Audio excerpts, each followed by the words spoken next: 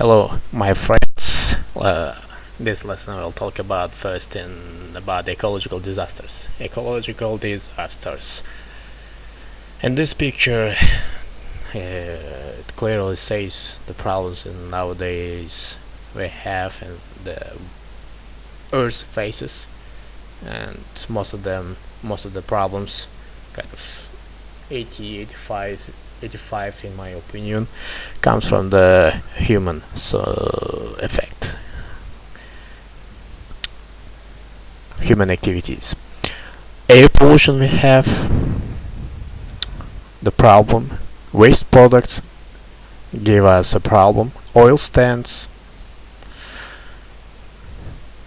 toxic waste, not normal but the toxic chemical wastes, the pollution of the ocean, and because of the human activities most of the time, because of the ecological disbalance, we have fires which create an ecological problems,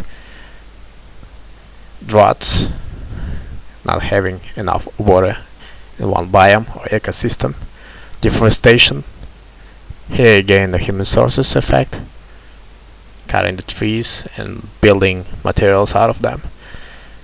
Let's concentrate on air pollution. And air pollution, what kind of human activities affect the air pollution here? First is fuel combustion. Let's say a fuel combustion, the burning of the fuel that are used in the motor vehicles. Example, cars. Cars emit a gas which is carbon monoxide and affects the ozone layer in the atmosphere. Generally, as far as I know, it breaks down the layer, and the power of the sun, let me shoot the sun, power of the sun will be higher in this region and it will increase the global warming. Then we have the heavy duty vehicles. Let me draw the vehicle here. One big truck. Not big enough, but okay. Also emits more gas than the car. So as a result, it affects in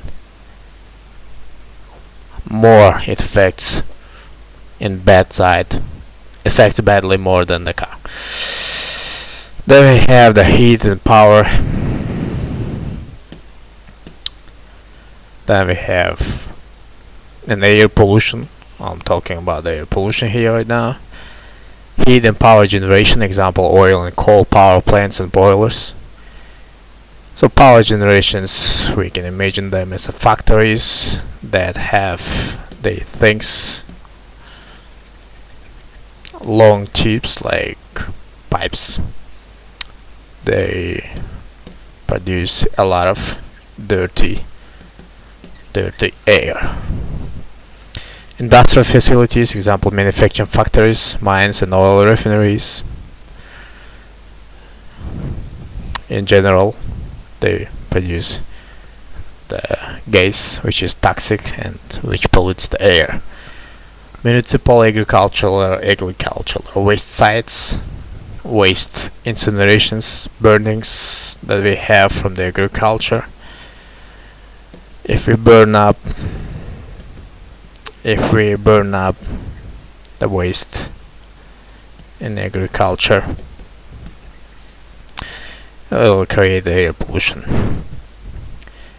Cooking, heating, lighting with polluting fuels. Here, when we use the flame, the main reason here is to use good fuel, not toxic fuel. Then let me talk about the waste products here. What kind of effect does it have? waste products. In waste products, we have the key points here. We have the examples include the solid waste, municipal solid waste, household trash, refuse, hazardous waste, dangerous waste, toxic waste, wastewater such as sewage, which contains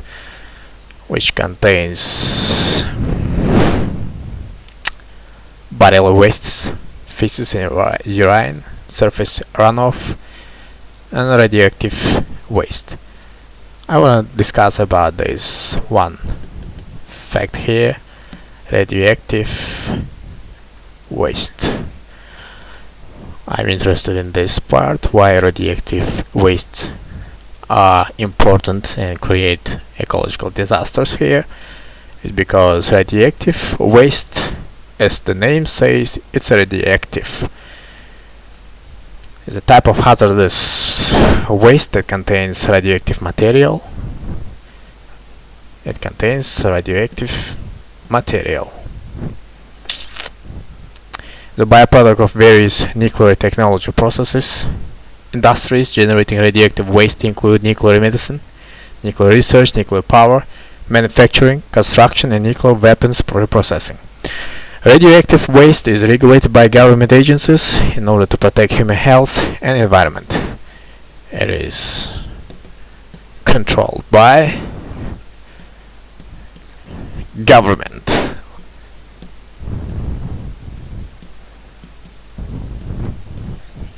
It is controlled by government, the safety, because it works with the radioactive materials. So this is enough for ecological problems. One more thing that I have to mention here.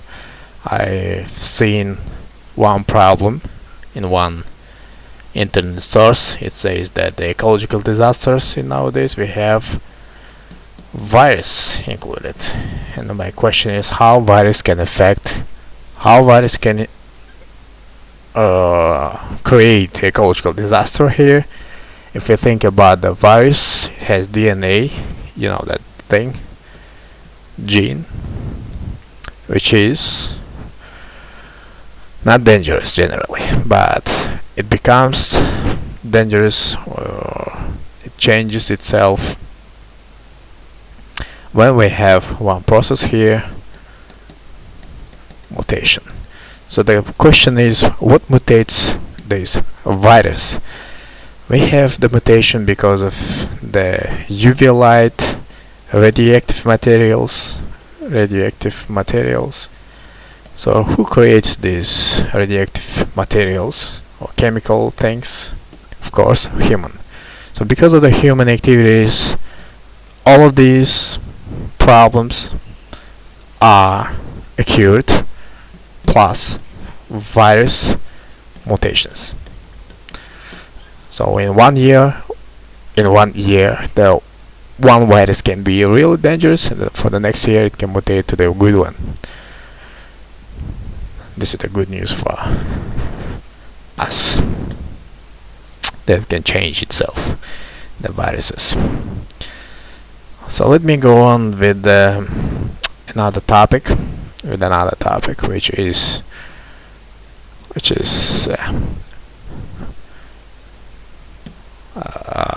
food chain. In food chain, we have to talk about energy here. The key point is energy. Alright? And this chain is divided into producers or aftertroughs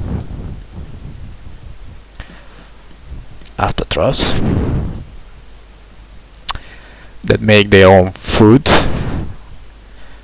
own organic molecules. Consumers or heterotrophs get organic molecules by eating other organisms, generally the aftertroughs or producers. And the consumers, of course, are divided into 1, 2, 3, 4. 4 steps. Primary, secondary, tertiary, quaternary. A food chain is a linear sequence. This is the linear sequence, one line sequence of organisms through which nutrients and energy pass one organism as one organism each eats another organism. So here, this is what we say food chain. It is the passage of, let me draw it in this way, energy. Passage of energy. This is the fight for energy. Food chain, each organism occupies a different traffic level. They have different traffic level, different biomes, different ecosystems, and defined by how many energy transfers separate it from basic input of the chain. Food webs consist of many interconnected food chains and are more a realistic representation of consumption relationship in ecosystem. And here I have to mention one more thing, that the energy transfer between these traffic levels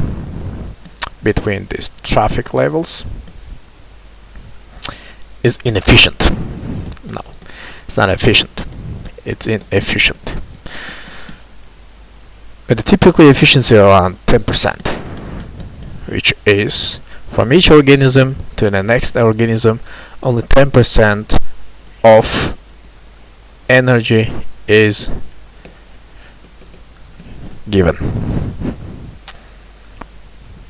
So this efficiency or inefficiency limits the food chain.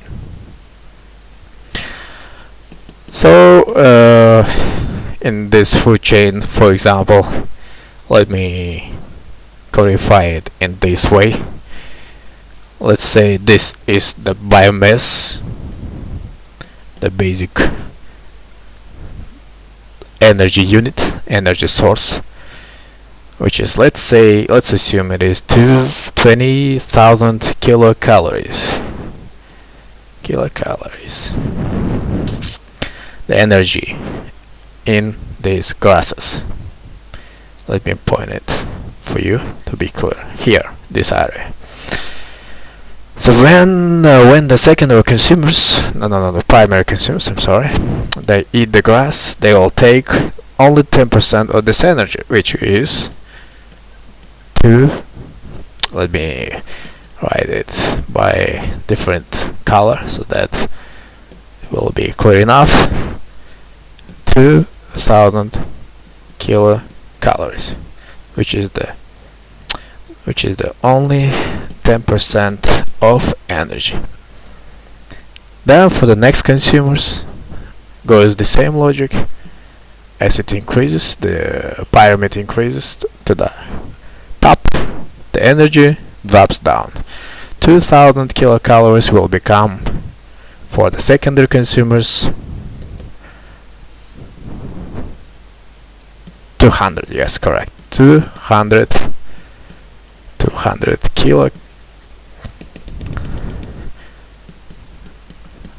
kilocalories. Then of course it's 20. Let me write it in this way. Okay, 20 kilocalories, and then 2 kilocalories. So this bird, which is probably the predator bird, it's the powerful bird, will get only 2 kilocalories out of the basic 20,000 kilocalories in biomass. And in each step, when each step or traffic level will get the energy, there will be production of heat. And all of this goes to one organism. What do you think? Which organism eats all of this? When these animals, they die out, dead matters, let's say, or waste dead matter, All of these organisms will become waste dead matter. And here we have another chain here, or traffic level, which is called decom. It's grammatically wrong. Decomposers are generally the microorganisms, bacteria, fungi. They digest this waste matter, and of course they also produce heat. So if you look up everything in every traffic level, there is a heat produced. Because of this heat production, the efficiency of the energy transfer is 10% because of this heat. When this heat is produced, when they move, when they run,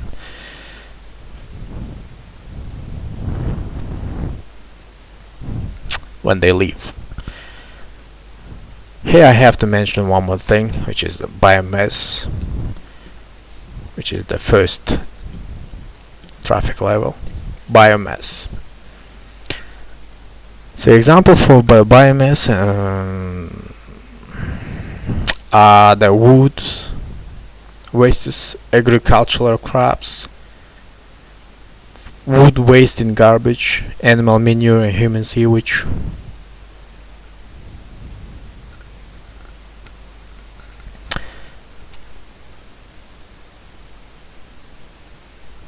Okay, for biomass, let me talk in this way. What is biomass? It contains stored energy from the sun, and plants absorb the sun's energy in a process called photosynthesis. Yes, right. When the biomass is burned or incinerated, the chemical energy in biomass is released as a heat. When you burn this biomass, you will have a heat. Biomass can be burned directly or converted to liquid biofuels or biogas that can be burned as what? Fuel.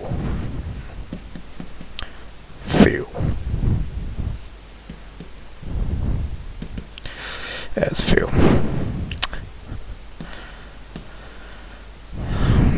So about this pyramid, about the food chain, energy, traffic levels, I hope it's clear enough. Biomes. Let's talk about the biomes. Now biomes, as we can see, we have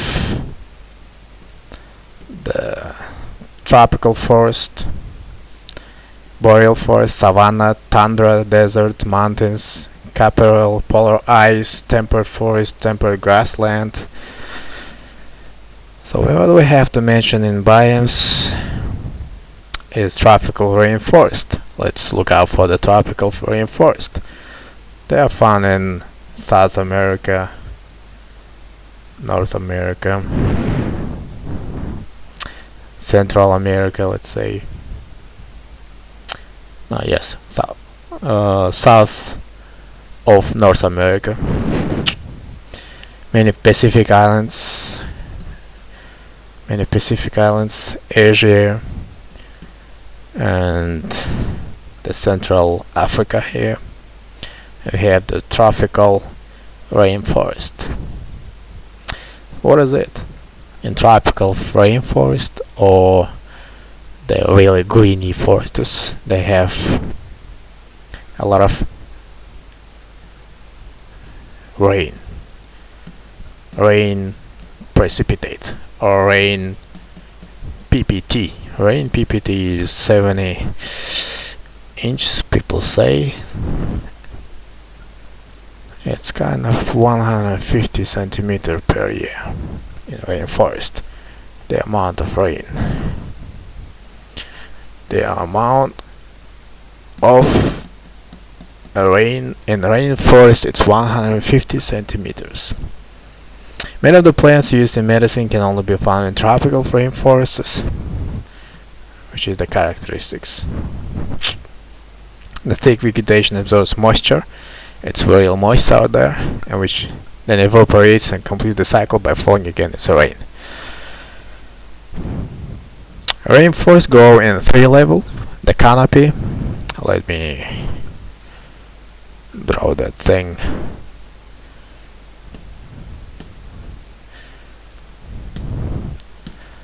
Let me delete this. Oh damn.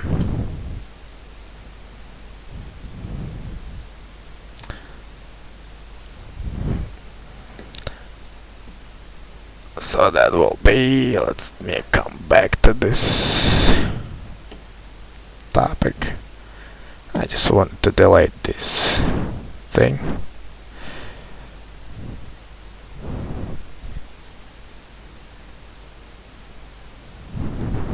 Okay.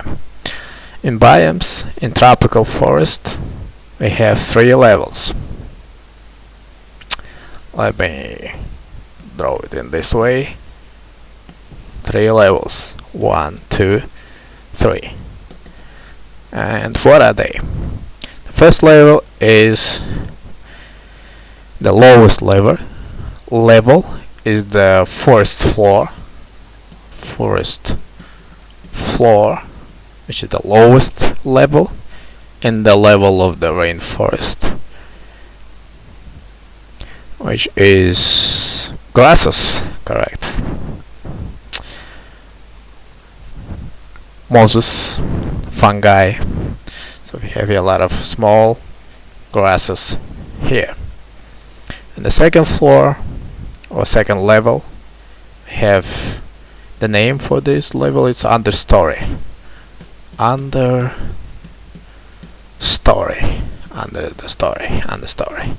Contains a mix of small trees, vines, palms, as well as the shrubs and ferns. So we have a bit bigger trees, which is the shrubs, ferns. You know how the ferns look like, right? Ferns. The third level, on the third level, they are the trees, which are 100 and 200 feet tall, which is 400, 500 meters.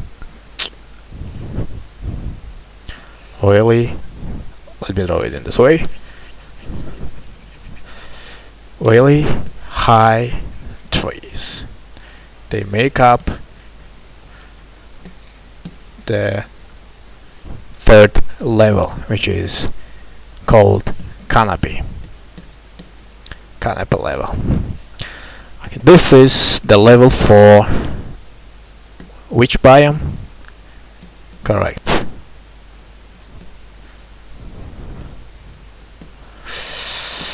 Okay, wait a minute. For which biome? This name is for rainforests. Rainy, moist forests. So the parts of the rainforest have been burned to make space for grazing and farming. Every minute, approximately 30 acres of rainforest are destroyed. This is the environmental problem. The large amount of carbon dioxide that are released due to the cutting and burning of rainforest can contribute to the greenhouse effect. So they are endangered. Let me put this sign. Endangered biome, because people cut the trees and they sell them as a wood for firewood, building materials, and paper. So every minute, as a fact, 30 acres of rainforest are destroyed, which is, if we take a football field here with the goalkeepers here, 30 acres of forest will be approximately this size.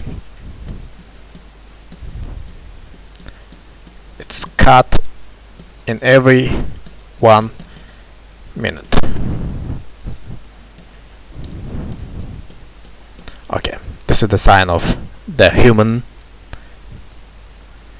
effect, human activity effect on the environment. So approximately this 40 acre is 60% of football or soccer field. Then let's talk about the other biome, which is the desert, and then we'll move on with the last thing that I mentioned. The Sahara Desert here we have as the largest desert in desert biome, and the maximum temperature was indicated around 50 degrees, 55 degrees in Sahara, but in Sahara it's 50, but in 55 was in North America. Last time in the video we watched together. So it's really hot out there. It's really hot. The desert biome can be found on every continent except one continent, which is Europe. Europe doesn't have, let me put it in this way, doesn't have desert. No desert here.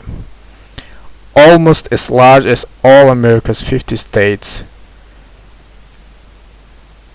the size of the Sahara. The Gobi Desert we have, which is known as the cold desert, which is the name Gobi, which is in Mongolia. It is known as not hot, but cold desert.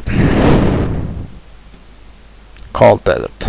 It's really cold there. How to give a sign that it is cold? It's really cold. Where's the ice? Ice should be human. No ice, right? Okay, ice. This is ice. It's really cold. The last thing I have to mention here in our topics is a short review, is of course water cycle.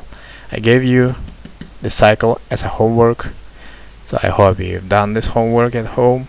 So probably you understood what it's about. So about this water cycle information I have to give to you, or try to discuss together. It's 97 or 98% of the water on Earth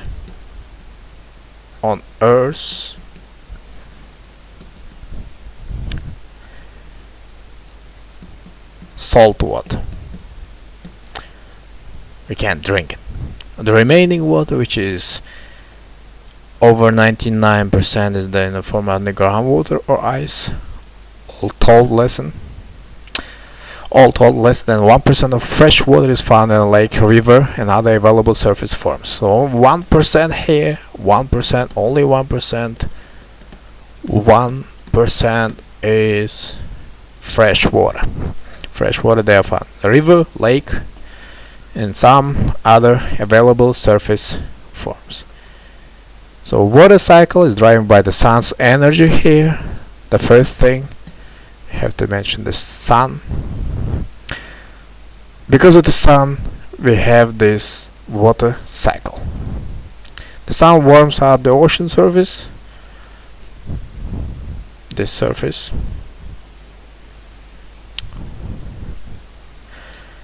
and other surface water, causing liquid water to evaporate. So there will be evaporation.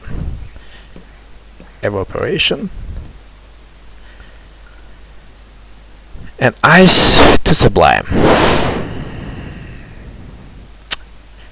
Where is ice here? We have mountains here, at the top of the mountains, at the tip of the or top of the mountains, we have ice. So they directly sublime. There is a process which is called sublimation. Because of the sun, it sublimes and makes a cloud or evaporates. So this ocean will directly, not ocean, this ice will form directly gas, will be in gas state from solid state.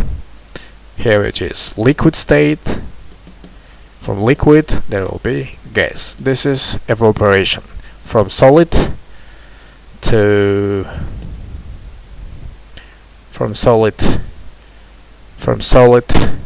gas, it is sublimation.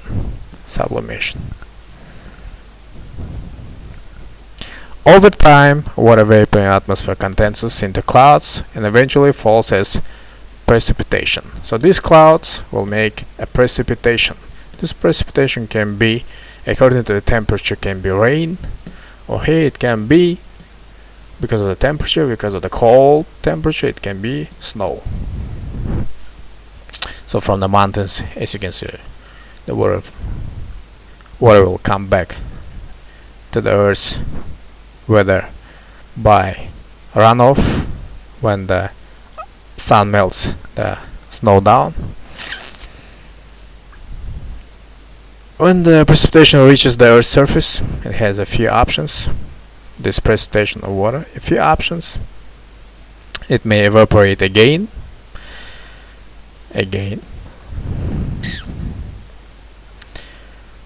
flow over the surface, or percolate or sink down. There is a percolation process here, sinking down to the earth, or walk on the earth, or evaporate. 1, 2, 3 things might happen to the precipitate from cloud. In general, water moves along the surfaces of runoff only when the soil is saturated with the water. When the rain is falling very hard, or when the surface cannot absorb much water. Non-absorbent surface could be a rock in natural ecosystem, or asphalt or cement in urban or suburban ecosystem. And evaporation of here happens in the trees in the form of transpiration in the plant, evaporation in the lake, and it will go up again. A cloud will take up all of them. The water move with the wind. Here wind plays a role in changing of the cloud direction or position, and it will rain again or precipitate again. Okay, so that for today's lesson. Take care of yourselves, your health, your family. Goodbye.